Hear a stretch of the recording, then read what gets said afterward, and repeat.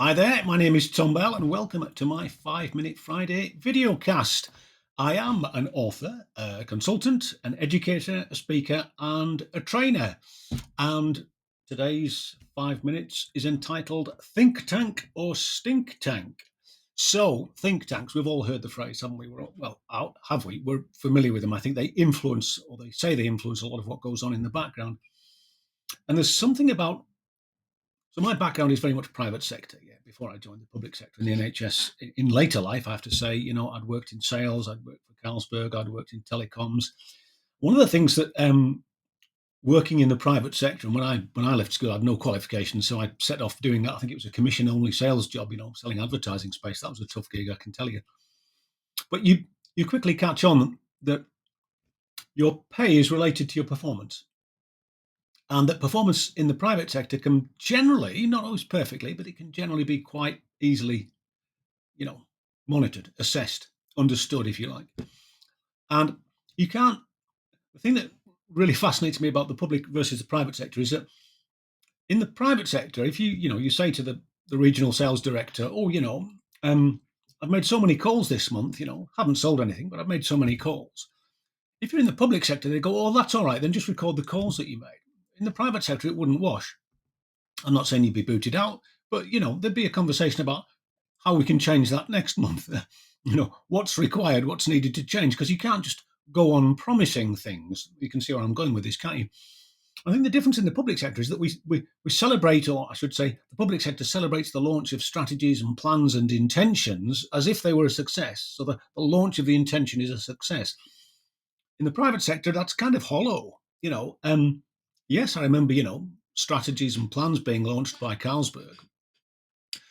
But what was really celebrated was the achievement of them. The difference is that in the public sector, I think what happens is that something gets launched and then it's never measured or monitored.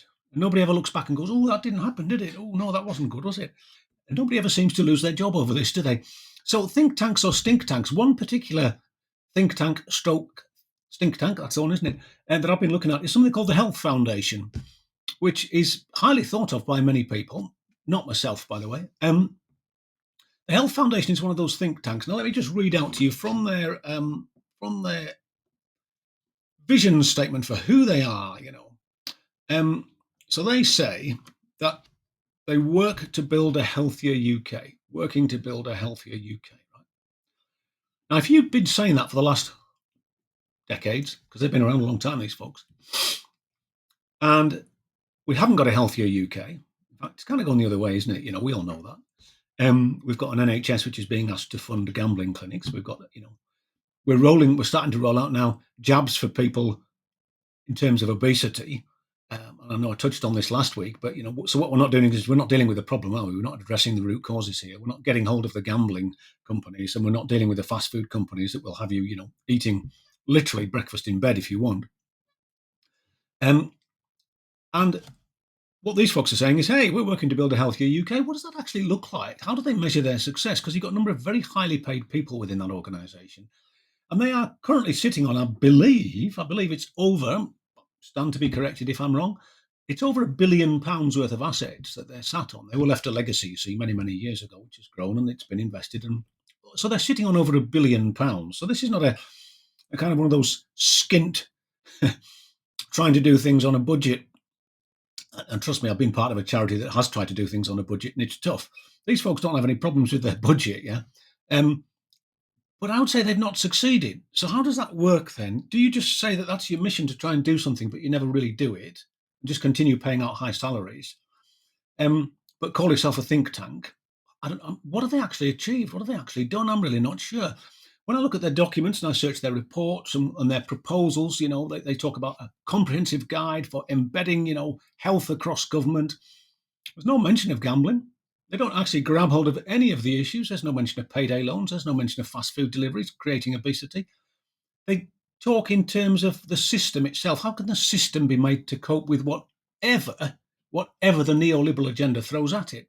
That's kind of bonkers, isn't it, really? There's no systems thinking in here. What they're saying is, on the one hand, there's a system statement out which says working to build a healthier UK. Great. And then there's no reference to the wider workings of that. What would a healthier UK look like? Is a healthier UK a happier UK? I would say yes. And many other people would support me in that. Certainly, whether you agree with the World Happiness Index or not sure. But it seems like a better way of measuring a country's success for its citizens rather than GDP, which we still seem to be heading off down that track, don't we? Which is kind of crazy.